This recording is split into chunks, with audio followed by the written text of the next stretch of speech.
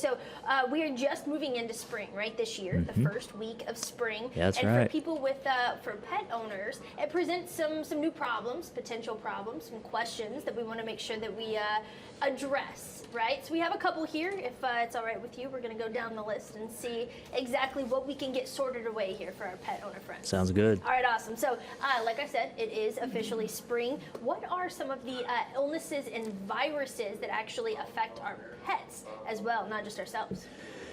Yeah, viruses, probably the first one to make the list would be parvo. You know, a lot of people have seen parvo puppies, not good, and it can kill dogs really quick. You see it all the time, but it seems like we see an uptick of it in the spring. We know whenever it gets a little more warm and rainy, that virus can really, you know, spread and do a lot of damage. Parasites are a bigger issue, both external parasites like fleas and ticks, but also internal parasites, hookworms, roundworms, coccidia, giardia, all those things. And it seems also that, again, you could see them all year round, but you see a little more of an uptick of them during the spring. And then, of course, heartworms, that's another big one. Spread by mosquitoes. So, you know, anytime you see mosquitoes, you're gonna potentially have heartworm spread. So. Absolutely. Now I know, like, heartworms, you can give your pets, your dogs and your cats, kind of preventative measures to try and protect from heartworms. I know my dog, that makes actually a lot of sense. The first time I've heard that Giardia actually has an uptick in spring. We were just speaking earlier. My dog was born in April, and we picked her up at 8 weeks, and she actually, from where we picked her up, she actually had Giardia. Yeah. We didn't know. Is there something that can protect them from Giardia? And then parvo, is there something that can protect against parvo?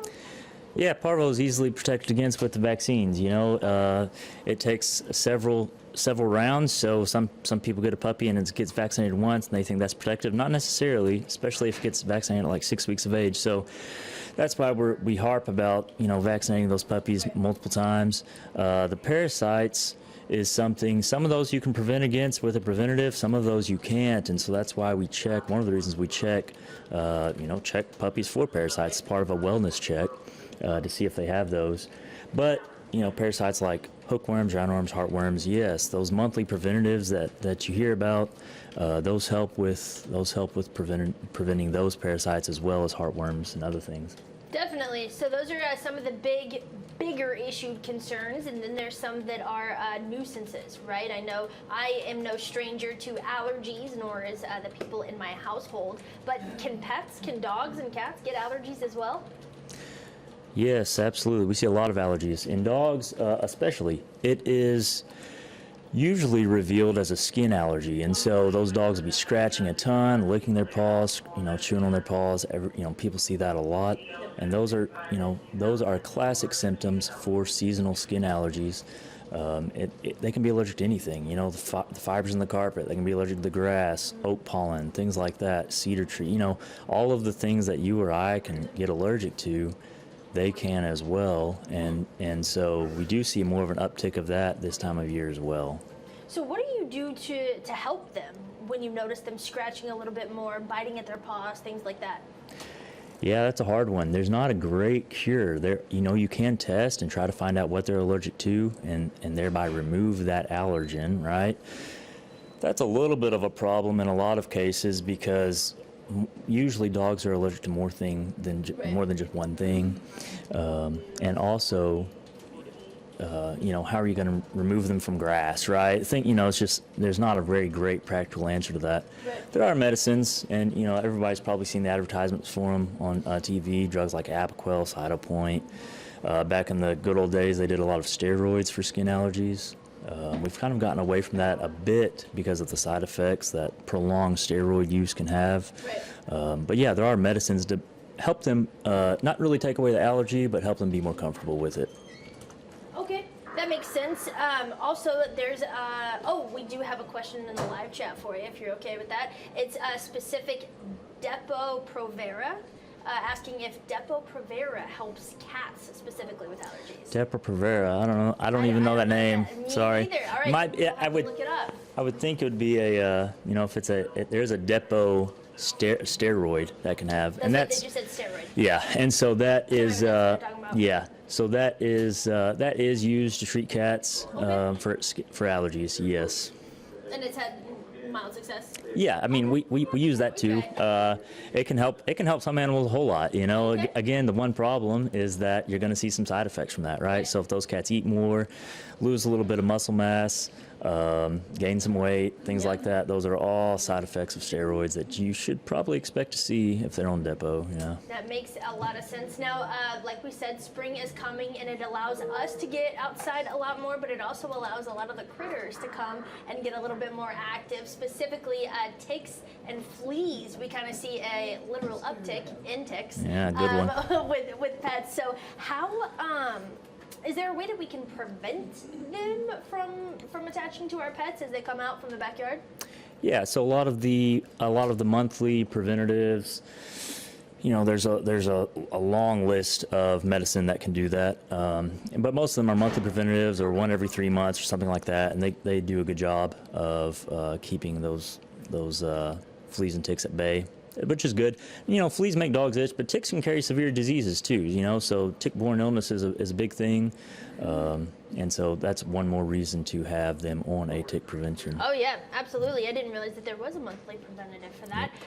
Now, like I said, we are outside. Us as humans are outside a lot more. We're trying to make things prettier for the springtime, heading into the summer, specifically our lawns. We talked about how some animals can be allergic to some kind of grasses, and we want those grasses to grow. So we have some fertilizer. We're working in the flower bed a lot.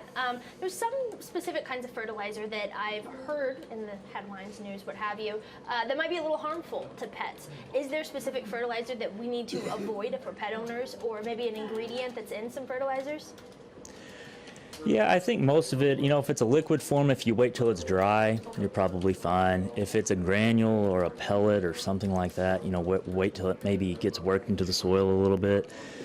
Things like, you know, you might say, well, lime, you know, yeah, it's not really toxic to animals, but if they inhale it, it could irritate their lungs a little bit.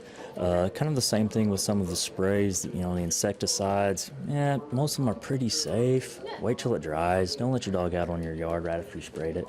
That makes but most sense. of them are pretty safe. Yeah, give it just a little bit of time, and if it's going to agitate you, it's probably going to agitate your pet.